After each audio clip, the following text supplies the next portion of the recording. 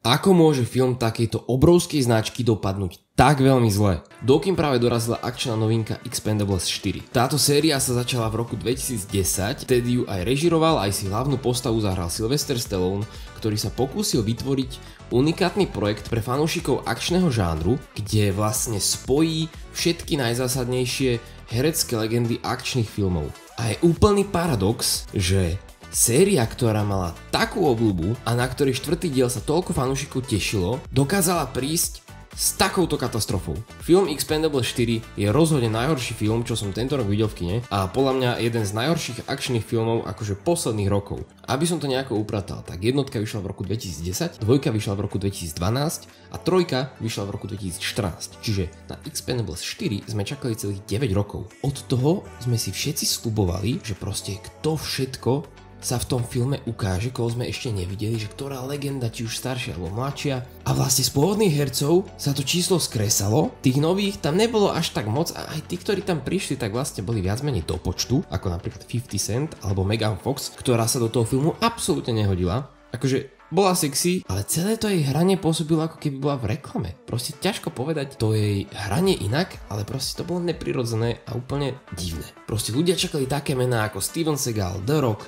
Jackie Chan a prišiel tam 50 Cent a Megan Fox. Dobre, treba povedať, že 50 Cent tam mal jednu krátku a naozaj krátku pozitívnu scénku, ale ináč tam bol proste iba ďalší typek, ktorý strieľa rovnako ako všetci ostatní. Ale tie efekty toho filmu, to proste ako keď si predstavíš tie memečka z indických filmov, že ako to vyzerá. Presne tak to vyzeralo. Tam sa 90% všetkých záberov odohráva v štúdiu a je to tak strašne zle spravené, že ja nerozumiem, ako toto mohli v takejto podobe dať von, lebo to vyzerá ako keď si predstavíš všetky tie Marvelovky a dajú ti tam tie zábery, že ako sa to točilo, že ten obraz je taký všelijaký, že vidíš, že to potrebuje úpravu. A takto to vyzeralo vo finále. Proste herci na green screene a okolo nich krajina, ktorá vyzerá Counter-Strike. A takisto aj zvukový dizajn toho filmu. To keď si predstavíš, ako parádne ti znejú všetky výstrely a prebíjania zbraní napríklad v takom Johnovi Wickovi, to sa nedá ani porovnať. Toto pôsobilo ako z nejakej lacnej priemernej videohry. A proste to, ako som hovoril, že pointa tejto série bola od začiatku priniesť fanúšikom akčné legendy. A proste v tej štvorke je tých akčných legend najmenej, aj keď boli tam nejaké pokusy s nejakými azijskými akčnými hercami ako Tonya a podobne, ale ináč to bolo, že hrozne slabé. Ten tretí diel bol vlastne v znamení toho, že tam ako keby tú agendu preberá mladá krv. A vlastne v tej štvorke to urobili zase, ale že o niekoľko levelov slabšie a proste ten scenár, akože od akčných filmov proste nečakáš nič nejaké hlbavé, ale toto bolo vyslovene otrasné. To bol tak odflaknutý príbeh a proste celkový dojem z toho filmu mám, že proste boli všetci dohodnutí, už mali dať čo natočené a že proste musíme dať niečo von, tak dajme toto. Sylvester Stallone už ako keby nemal hlavné slovo v tej značke, čo sa akože aj nejako riešilo, že proste kvôli tomu bol v tom filme aj pomerne dosť málo, že sa tam nejako rozchádzali jeho predstavy o tom, ako ten film by mal vyzerať. A teda predpokladám, že on sa to snažil zachrániť, pretože videl, do akých sračiek sa to uberá, ale tým pádom, že už nemá hlavné slovo, tak vlastne nielen, že si tam dokopy zahral veľmi málo, ale takisto ten film aj vyzerá tak zle, ako vyzerá. Ja sa okrem iných vecí venujem aj filmovým recenziám na #zoznam.sk a proste za tie mesiace, čo sa týmto filmovým recenziám venujem takto naplno, tak ja som horší film v kine nevidel. Ani horšie hodnotenie som žiadnemu filmu nedal. To je taká obrovská škoda a ja som sa tak veľmi tešil, proste predstavte si, že 9 rokov očakávate posun a po tých 9 rokoch sme sa dočkali najhoršieho dielu z celej série. A to som si doteraz myslel, že tá jednotka Expendables bola také proste slabšie bečko, ale pred chvíľkou som si ju pustil na telke a proste oproti tej štvorke ja mám pocit, že to je normálne, že veľkofilm. Ja som bol taký sklamaný z toho, že musel som sa rozdurtiť aj takto na video. Hlavnou tvárou tohoto filmu mal byť Jason Statham.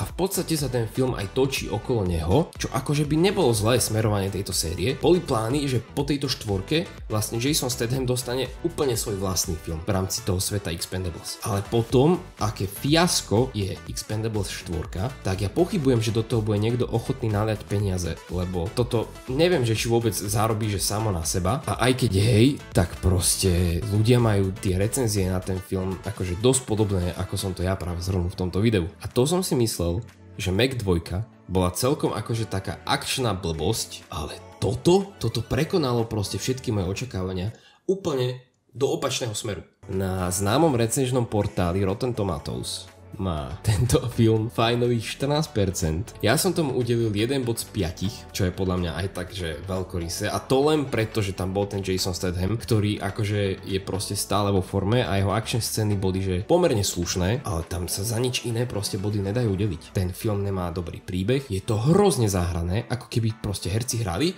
a režisér si povedal, že dobre, má to otrasné efekty, ale naozaj, že otrasné. Vôbec to nesplnilo zámer celej tej značky Expendables a proste celkový dojem to bol iba taký, že čo som to proste práve videl? A to ten film mal budget $100 miliónov. Za $100 miliónov by sa dali vykúzliť také veci.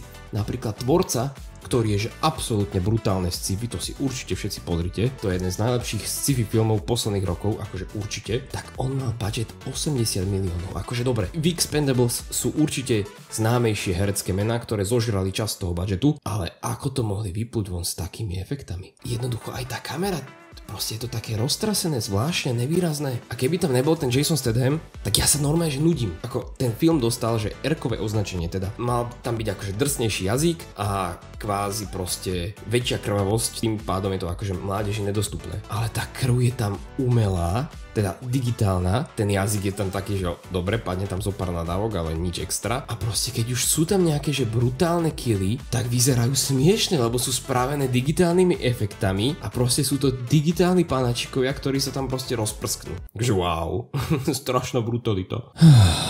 No, každopádne. Ja som sa vydurdil, takže snáď som ti dal nejakú takú predstavu, že čo od tohto filmu môžeš čakať. Ak sa náhodou napriek mojej recenzii rozhodneš na ten film ísť do kina, určite ti odporúčam v krátkej následnosti potom ako to pozrieš, pozrieť si tie predošlé 3, aby si troška napravil chuť, pretože to budeš podľa mňa určite potrebovať. Ten film je otrasný. Katastrofa, hrôza, des a beznádej. Ďakujem veľmi pekne za sledovanie, keď sa ti toto video páčilo, tak tam pacni lajčík. A keď chceš vidieť ďalšie, tak mi sem hoď odber, aby ti neunikli. Jo, díky moc. Čaves.